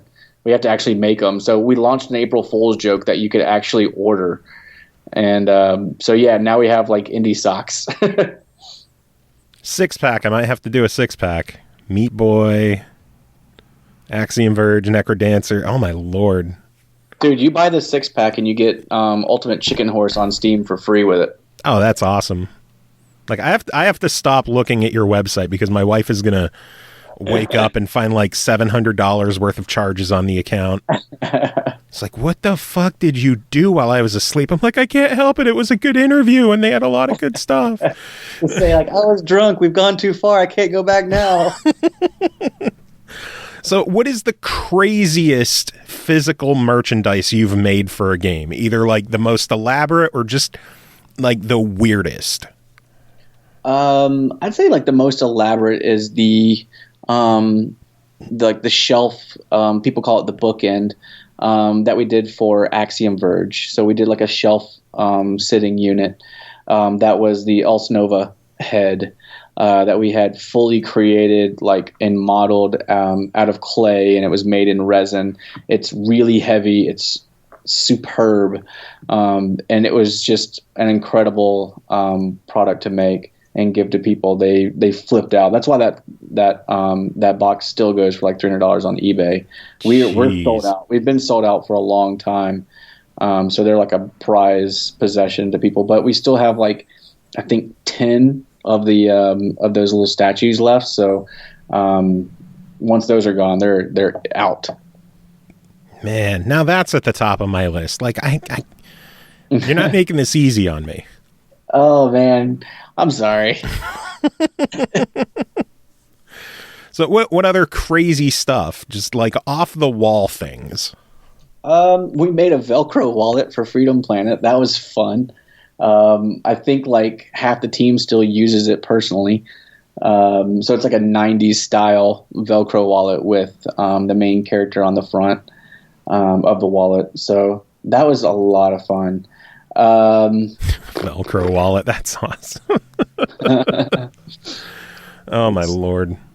We made a magnet set for Rogue Legacy where it had all the different attributes that you could have for your character when it like auto-generated.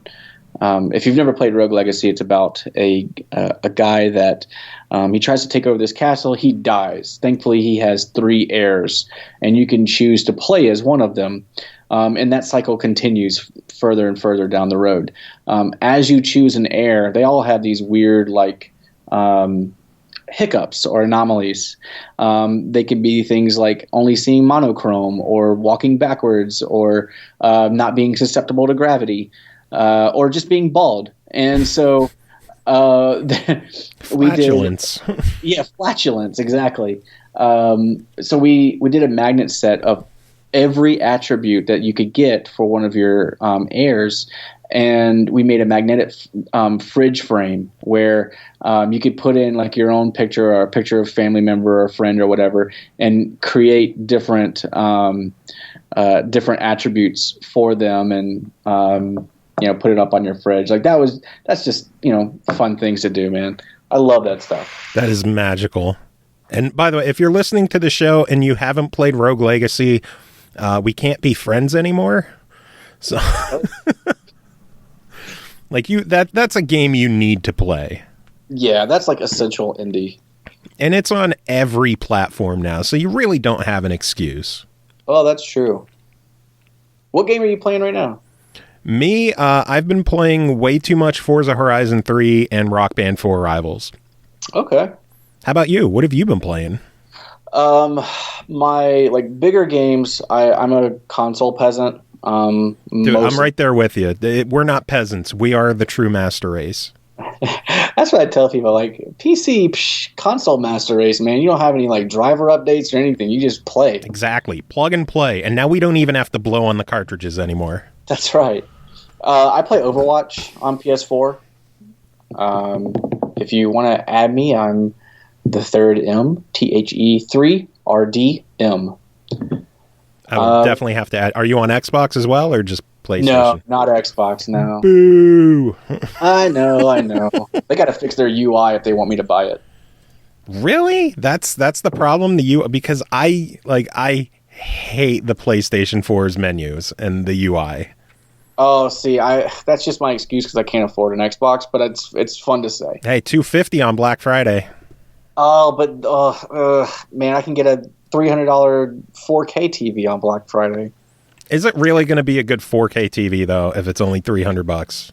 Actually, I think it's $399, and it's a Samsung TV that has really great reviews. The only thing they changed on it to make it unique was they took away the smart remote and gave you a basic remote. But it's the same television that has fantastic reviews on Amazon. But as long as it doesn't explode, right? Right, exactly. As far as indie games go, let's see. Recently, I've been playing Valhalla, which is like a bartending simulator. Interesting. That's a lot of fun. Yeah, it's really cool. Valhalla is VA-11 HALL-A. So it's very weird to try to type, but it's good. I just saw one of my friends playing that on Steam like 10 minutes ago. I got the little pop-up notification. Oh, nice. Is that going to be part of IndieBox? No comment. I can neither confirm nor deny these accusations set against me. Because IndieBox is such a big thing now, so no comment. What else? That's a confirmation to me. I'm warning you. No, I don't know if you can say that or not. Well, I could. It doesn't mean I'm right. I would love to work on Valhalla. Just throwing it out there. It'd be fantastic. What else? Halcyon 6, obviously.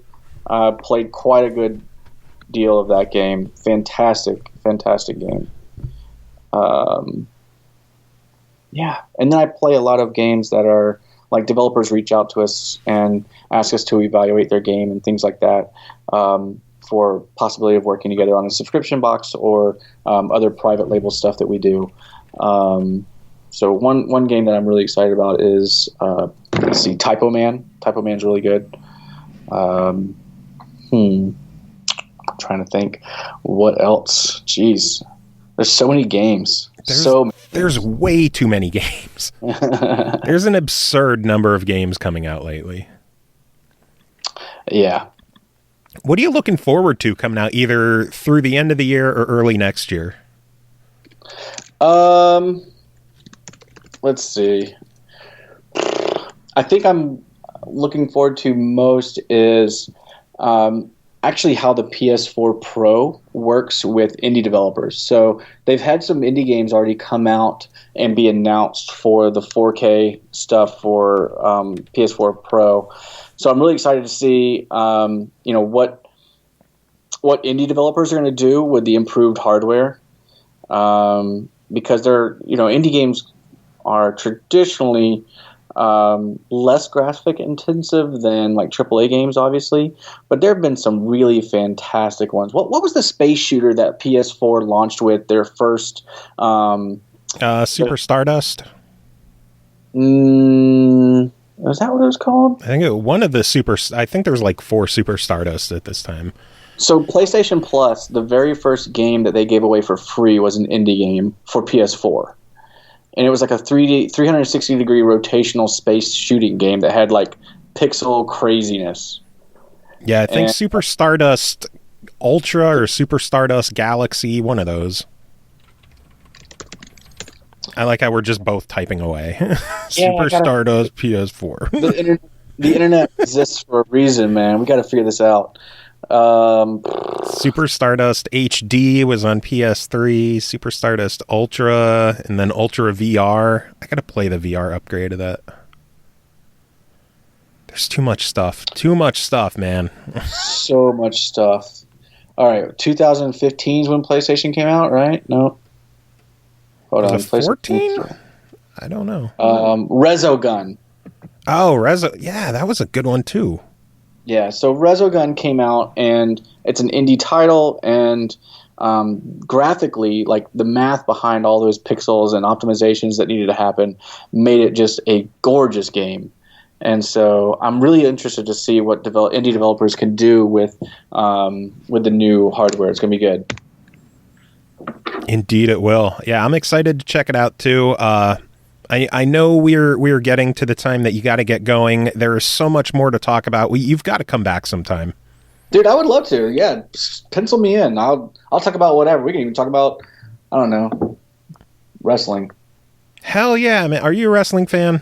I'm a massive wrestling fan. God damn it! And you got to go. Shit. I'm mad because SmackDown's in my town tomorrow, and I don't have money to go. Well, you need to stand outside the arena and just ask for tickets, man. Tempting, very tempting. Just bum your way in. And it's the 900th episode of SmackDown. It's like Undertaker's going to be there. Edge is going to be there. Have you ever seen Undertaker live? Yes. Okay. You got to do that at least once in your life. So at least you've done it. The last time it was years and years ago. My big thing was I got to die having seen the NWO live, like the Hogan, Nash, and Hall when they first came to WWE. I was like, yep, I lived. This is, and now he's going down as a racist guy who just won millions off of Gawker. So, yeah. But anyway, I do thank you for coming on and chatting with me. Let us definitely do this again sometime. It has been a pleasure chatting with you. Do you have any final words to end the chat? Actually, you know what? I do. Thank you for inviting me to come on your podcast, and thank you guys for all listening to the ramblings of a crazy guy that loves physical medium. They do that weekly the way it is. So if anyone's interested in checking us out, our website is theindiebox.com. That's also all of our social media accounts at The IndieBox on Twitter, Facebook / The IndieBox as well, Instagram at The IndieBox. Just for your listeners, if anybody wants to sign up, I'm going to give you guys a 20% off coupon that's just unique to the podcast. So you can go ahead and theindiebox.com, and when you get to the selection of your plan that you want, 1, 3, 6, or 12 months, go through the checkout process and enter in the code. Let's do Resogun. How about that? Sounds enter in good. The code Resogun, and you get 20% off. And we'll keep that going for I don't know, about a week or two after you release the podcast. How about that? Sounds good. That's awesome. That gives me an excuse to sign up too.